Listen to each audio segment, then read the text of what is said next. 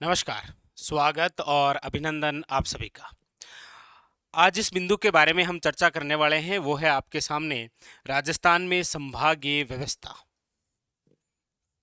क्योंकि आप सब जानते हैं कि जैसे ही 7 अगस्त 2023 को जो नवगठित संभाग हैं वो प्रभावी हुए हैं, तो हो सकता है कि क्वेश्चन आपके लिए यहाँ से डायरेक्ट वन लाइनर बने। देखिए, वैसे नवीनतम जिले और संभाग बनने से राजस्थान जीके में बहुत सारी हलचल हो गई है, लेकिन घबराने की आवश्यकता नहीं है। ठीक है, इसका प्रभाव आपके डायरेक्ट अभी होने वाले एग्जामों पर नहीं है। हाँ, आगामी जो भी एग्जाम होंगे 5-6 माह के बाद, उनमें इनका प्रभाव डायरेक्ट दिखाई देगा। ठीक है, तो आप जिस वैकेंसी के लिए अभी पढ़ रहे हैं तो लगातार पढ़ते रहिए, कोई दिक्कत नहीं है। अच्छा, नवीनतम क्वेश्चन कैसे बनेंगे, किस प्रकार से बनेंगे, इस सेशन से आप समझ आएंगे। ठीक है, और उसके अलावा सभी हमारे शिक्षकगण जितने भी यूट्यूब पर पढ़ाते हैं तो वो आपको नवीनतम डाटा दे ही रहे हैं, कोई दिक्कत है नहीं किसी को। ठीक है, तो आप अपनी तैयारी को मत रोकिए इन नए जिले या नए संभाग घटित होने के चक्कर में, आप लगातार पढ़ते रहिए। ठीक है, चलिए आज इस टॉपिक के बारे में हम चर्चा करने वाले हैं राजस्थान में संभागीय व्यवस्था। आप इससे पिछले वाले चाहे एसआई के पेपर उठाकर देखिए, आरएस का पेपर उठा के देखिए और वीडियो का पेपर उठाकर देखिए, आपको इन तीनों एग्जामों के अंदर इस एक ही डायग्राम से क्वेश्चन देखने को मिलेगा। अच्छा, कौन कौन से क्वेश्चन पूछे गए थे, कौन सा क्वेश्चन कौन से एग्जाम में पूछा गया था और किस प्रकार से पूछा गया था, उन सब के बारे में चर्चा करेंगे और चर्चा खासकर नवीनतम संभागों के बारे में। ठीक है, आइए शुरू करते हैं। देखिए, राजस्थान में संभागीय व्यवस्था, तो आपके जहन में सबसे पहला ही क्वेश्चन ये आएगा कि सर ये जो राजस्थान में संभागीय व्यवस्था है इसकी शुरुआत कब हुई। तो देखिए, राजस्थान में ये जो संभागीय व्यवस्था की शुरुआत है ये हुई थी आपके 1949 के अंदर, और उस समय राजस्थान के सीएम थे हीरालाल शास्त्री, याद रखिएगा। राजस्थान में संभागीय व्यवस्था की शुरुआत कब, याद रखिएगा 1949 1949 के अंदर सीएम हीरालाल शास्त्री द्वारा। और जिस समय राजस्थान में संभागीय व्यवस्था की शुरुआत की गई उस समय राजस्थान में 5 संभाग गठित किए गए थे। कौन कौन से? जयपुर संभाग, जोधपुर संभाग, उदयपुर संभाग, बीकानेर संभाग और याद रखिएगा कोटा संभाग। 5 संभाग गठित किए गए थे शुरुआत में। कौन कौन से देख लीजिए, जयपुर, जोधपुर, उदयपुर, बीकानेर और कोटा। ठीक है, उसके बाद में 1962 के अंदर राजस्थान के सीएम मोहनलाल सुखाड़िया सरकार द्वारा इस संभागीय व्यवस्था को बंद कर दिया गया। याद रखिए, शुरुआत हुई थी 1949 में, लेकिन 1962 संभागीय व्यवस्था को बंद कर दिया गया। किस सरकार द्वारा? मोहनलाल सुखाड़िया सरकार द्वारा। लेकिन 1987 1987 में राजस्थान के सीएम हरदेव जोशी द्वारा संभागीय व्यवस्था की पुनः शुरुआत हुई और साथ में राजस्थान को एक और नया संभाग मिला, यानी कि 5 तो पहले थे और एक नया छठा संभाग गठित हुआ। कौन सा? याद रखिएगा अजमेर। और ये अजमेर छठा संभाग कब बना था? तो याद रखिएगा 1987 में, 1987 में। और यही क्वेश्चन आया था वीडियो में। अच्छा, इसके अलावा आरएस और एसआई में क्वेश्चन कौन से आए? देखिए, एक तो क्वेश्चन डायरेक्ट आया था कि राजस्थान में कितने वर्षों के लिए संभागीय व्यवस्था को बंद कर दिया गया। तो देख लीजिएगा, 1962 में बंद हुई थी और 1987 में वापस शुरू हुई थी। तो यानी कि 25 वर्षों के लिए राजस्थान में संभागीय व्यवस्था को बंद कर दिया गया। ये डायरेक्ट वन लाइनर क्वेश्चन आया।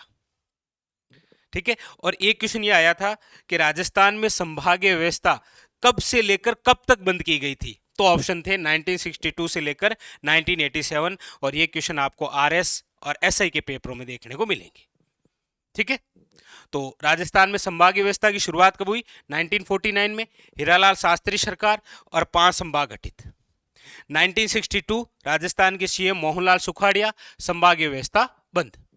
1987 सीएम हरदेव जोशी सरकार और इसके द्वारा संभागीय व्यवस्था की पुनः शुरुआत, और राजस्थान को एक और नया संभाग मिला। कौन सा? छठा संभाग अजमेर। ये जो अजमेर संभाग है ये किससे अलग होकर गठित हुआ?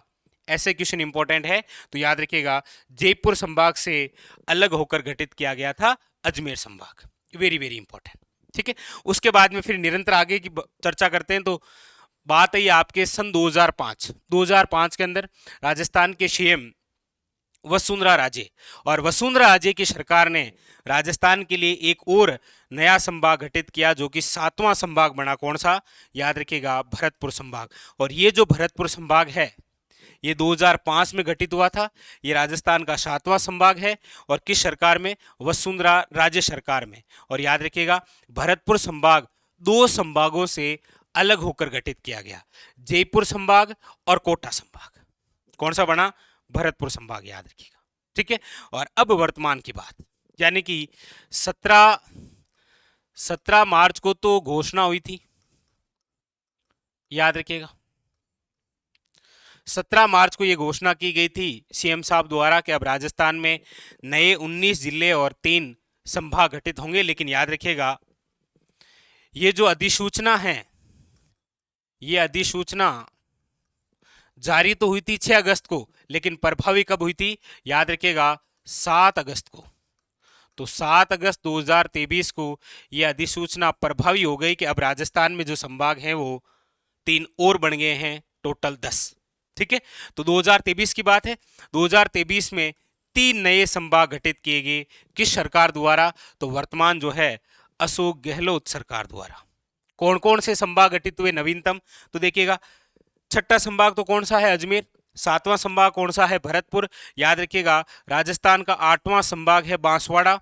9वां संभाग है पाली। और याद रखिएगा, 10वां संभाग है सीकर।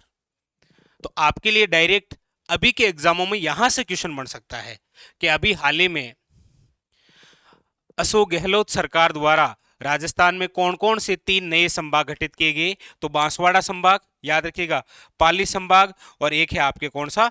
सीकर संभाग। ठीक है। अब ये भी याद रखिएगा कि 8वां संभाग बांसवाड़ा बनेगा, 9वां संभाग पाली बन गया है वैसे, 10वां संभाग आपके कौन सा? सीकर। ठीक है। तो 3 नए संभागों की सौगात दी है सीएम साहब अशोक गहलोत सरकार द्वारा, बांसवाड़ा, पाली और सीकर। ठीक है। इन संभागों के बारे में चर्चा करते हैं। देखिए, अब देखिए 8वां जो संभाग बना है आपके कौन सा? बांसवाड़ा। तो पहला ही क्वेश्चन ये है कि ये जो बांसवाड़ा संभाग है ये किस संभाग से अलग होकर गठित हुआ है? तो याद रखिएगा, उदयपुर संभाग से। पहला ही क्वेश्चन आपके लिए बस इतना सा है कि बांसवाड़ा संभाग किस संभाग से अलग होकर गठित हुआ है? याद रखिएगा, उदयपुर संभाग से। और बांसवाड़ा संभाग में कितने जिले आते हैं? तो याद रखिएगा, 3 जिले। कौन कौन से? बांसवाड़ा, प्रतापगढ़ और डूंगरपुर। और ये तीनों जिले पहले किस संभाग के भाग थे? उदयपुर संभाग के। ठीक है। तो 8वां संभाग कौन सा? याद रखिएगा, बांसवाड़ा संभाग किस संभाग से अलग हुआ? उदयपुर संभाग से। और इसमें कितने जिले हैं? 3। कौन कौन से? बांसवाड़ा, प्रतापगढ़ और डूंगरपुर। नंबर 9 संभाग। नंबर जो 9 संभाग है वो है आपके पाली संभाग। कौन सा है? पाली संभाग। और ये जो पाली संभाग है ये किस संभाग से अलग हुआ है? तो याद रखिएगा, जोधपुर संभाग से अलग होकर एक नया संभाग गठित हुआ है, नाम है पाली संभाग। और इस पाली संभाग में कितने जिले हैं? 4।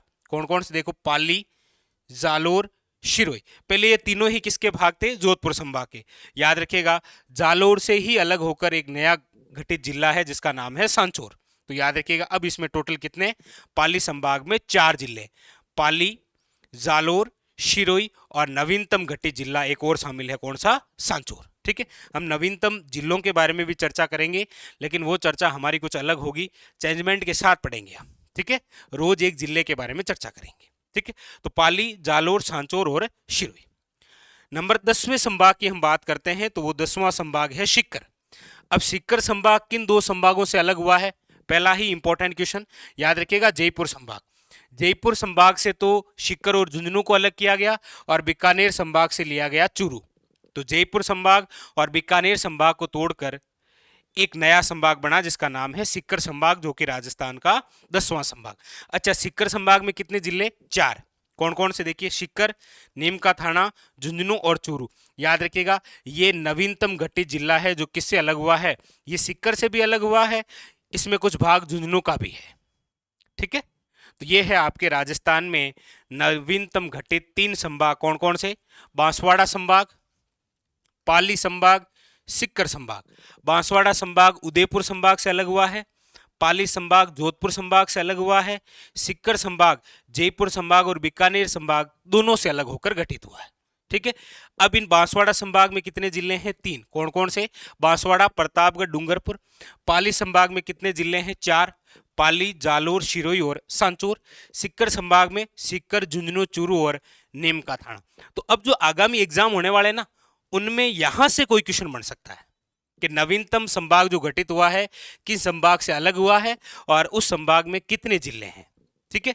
और उसके अलावा यहां से क्वेश्चन आपके लिए कि राजस्थान में संभागीय व्यवस्था की शुरुआत कब हुई, ये किस क्रम से चले। तो देखिए 49 में शुरुआत है, 62 में ये बंद हो गई व्यवस्था, 87 में वापस शुरू हुई, फिर 2005 में वसुंधरा राज्य सरकार द्वारा 7वां संभाग गठित और 2023 आपके सामने हैं 3 नए संभाग, बांसवाड़ा, पाली और सीकर संभाग।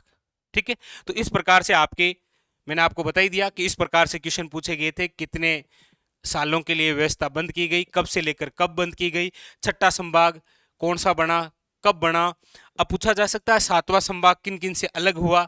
इस प्रकार के क्वेश्चन आपके एग्जाम के लिए वेरी वेरी इंपॉर्टेंट होते हैं। एक क्वेश्चन आपके लिए छोड़ के जाता हूं मैं, आप इसका आंसर दीजिएगा। सभी के सभी क्वेश्चन है आपके सामने कि राजस्थान को प्रशासनिक व्यवस्था के आधार पर, राजस्थान को प्रशासनिक व्यवस्था के आधार पर कितने भागों में विभाजित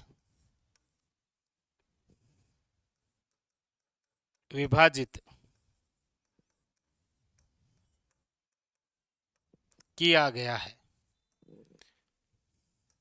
option number 1 7, option number B 50, option number C 10 और ऑप्शन नंबर डी 11 बताना है। इसका आंसर आप सभी को कमेंट बॉक्स के अंदर जरूर बताना है।